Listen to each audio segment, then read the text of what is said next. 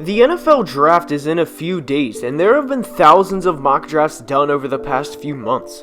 All of the speculation of who does what with their picks will be revealed in just a few days, and with all of the speculation and trade rumors and it being smokescreen season, we're going to discuss in today's video the best outcome or scenarios for some teams in the upcoming NFL Draft. But before we get started, make sure to like the video and subscribe to the channel, as all support is very much appreciated. Now let's begin. No matter the mock draft, or credible ones at least, Joe Burrow is going number 1 overall. I'm not going to stray away from that in today's video because he will go first to Cincinnati, and that's all there is to it. End of the story. I'm also under the belief the Redskins are taking Chase Young at 2, and that the draft really starts at number 3 overall. Last year was the same way with Kyler Murray and Nick Bosa all but being announced before the draft started. Now with that being said, what do the Lions do? Do they play it safe and get Jeff Okudah to replace the void Darius Slay left? Or do they trade down to 5 with Miami so that they can come up and draft a quarterback? If the Lions choose the latter, then the draft more than likely goes Burrow, Young, Tua, Jedrick Wills, and Jeff Okudah. With the draft starting at number 3 overall because of Burrow and Young all but being solidified, the Lions have the most leverage in this draft with quarterback-needy teams. Now, if the Dolphins trade up to get Tua or Justin Herbert for that matter, you would think the Lions are telling them at minimum they want picks 5 and 26, as the Dolphins have 3 first-round picks this year. That's a steep price to move up just 2 picks, but if Tua is their guy and the Dolphins front office believes he is their franchise quarterback, then they have to do it to secure him. We've seen this in the past, like in 2017 when the Bears moved up to secure their guy in Mitch Trubisky. Although it didn't work out, we did see them ensure that no one else would get their guy.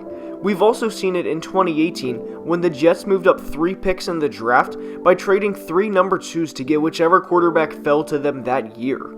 Although no trades have been announced, I suspect the Dolphins and someone else will 100% be calling the Lions to move up to number 3. Tua is a great prospect, and if it wasn't for Joe Burrow having an all-time season, he would be a top 2 pick along with Chase Young. The absolute best case scenario for the Lions is they trade with Miami to secure picks 5 and 26, and they still get Jeff Okudah at number 5 overall, which as of now looks like this can happen. Trading down and acquiring another first-round pick while still getting the best cornerback prospect in a few years would be a major win for Detroit. With the speculation of Detroit's number 3 pick out of the way, now let's move on to number 4, and that's the New York Giants.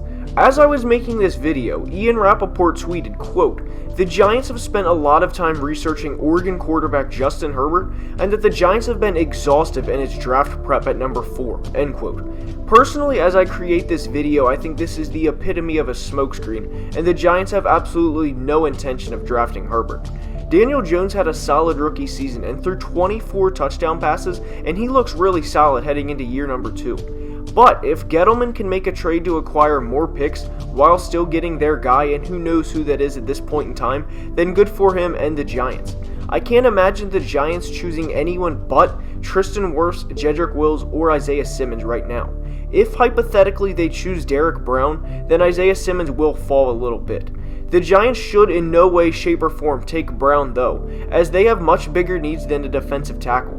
An offensive tackle to place in front of a franchise quarterback and a franchise running back is much more valuable to each of their progressions than, and no offense to him because he will be a first-round pick, but Derek Brown. The Giants, in my opinion, have to take whichever tackle they prefer or Isaiah Simmons, and it's that simple. Now with those picks out of the way, the Miami and the Chargers are very easy to discuss. Miami either trades up to get Tua or they sit back and let the draft fall to them and get Tua or Herbert at 5, whichever they prefer. Now the Chargers. Anthony Lynn, their head coach, has said they are all in on Tyrod Taylor, and as much as I want to see that happen and for him to be a good starter in the NFL for a while, I just don't think it's a reality. I think Justin Herbert would be the best fit here to learn with really no pressure in his first year behind Tyrod. To have him step in as a second-year player in 2021 with weapons such as Keenan Allen, Austin Eckler, Hunter Henry, and Mike Williams would be huge for a quarterback's growth. I realize Henry and Williams could be gone, but for now we're assuming they're staying. Anyways, I would love a Derwin James, Isaiah Simmons pairing in the secondary, and I really do hope that happens. Knowing you have to play Patrick Mahomes twice a year for the next decade is not fun for them, the Broncos, and the Raiders, and adding a piece in the secondary to try and limit him when they play would be vital. They have done a solid job limiting Mahomes in the times they've played him, as in the last 3 games they've played against him, he's thrown just 4 touchdowns to 2 interceptions and hasn't exceeded 250 passing yards.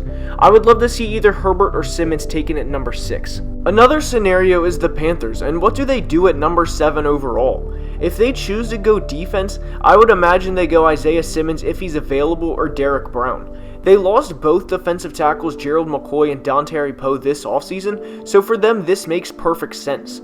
Even if Simmons is available, they still probably go Brown due to the positional need, and I have seen some mocks have them reach big time and go corner CJ Henderson, but the only way I see them taking a corner is if Jeff Okudah somehow falls this far.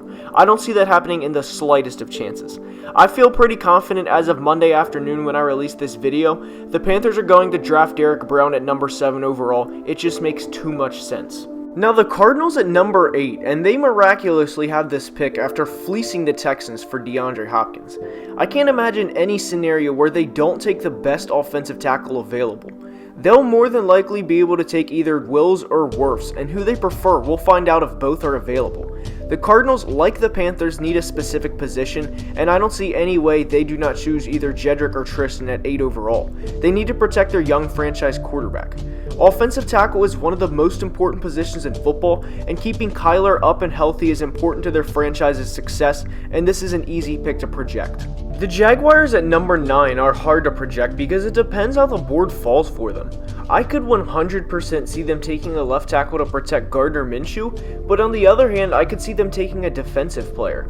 I think this is the ceiling for CJ Henderson, and it would make sense for them as they need a corner to replace Jalen Ramsey, and CJ played college football just 70 miles away at the University of Florida. Now, as I was making this video, Ian Rappaport reported that they released wide receiver Marquise Lee, so this opens up a whole new discussion, as they could be home to one of the big receivers, who of course are Jerry Jeudy, CeeDee Lamb, and Henry Ruggs. The Jags can go in any direction here, and it really wouldn't surprise me. They pick again at 20, so I definitely don't think they'd trade down, but stranger things have happened in the NFL Draft. As of now, I would guess they're going to take an offensive tackle, as there will be a run on them towards the end of the top 10 picks. As of now, I think Jacksonville goes with a tackle, and that whichever one it is will be the third one off the board. Now we have the Browns, and what they could do at 10th overall. Right away, we can cross off the receiving prospects because they have Odell Beckham, Jarvis Landry, Antonio Callaway, Austin Hooper, and David Njoku as weapons for Baker. I could see a trade happen here with a team like Denver, as they will want to do everything they can to provide weapons for a young quarterback like Drew Lock.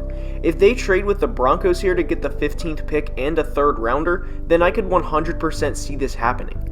However, what may end up happening to Cleveland is if 3 of the 4 big tackles are already taken, then they may be forced into taking whichever last one is available.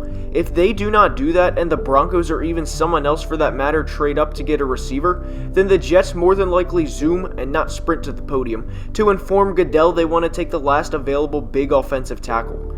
Personally, I think the order the receivers are taken in will be Ruggs number 1, then CeeDee, and then Jeudy. I think the ranking of them as prospects goes the opposite though, as I think it goes Jeudy, CeeDee, and then Ruggs, but as we know now, speed kills.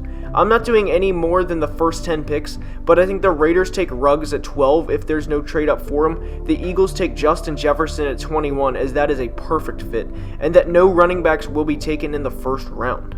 That's all I have for today's video. I hope you enjoyed, and if you did, please like the video and subscribe to the channel. It helps out a ton, and there will be football related giveaways soon. I promise that. I'll see you next time. Have a great day.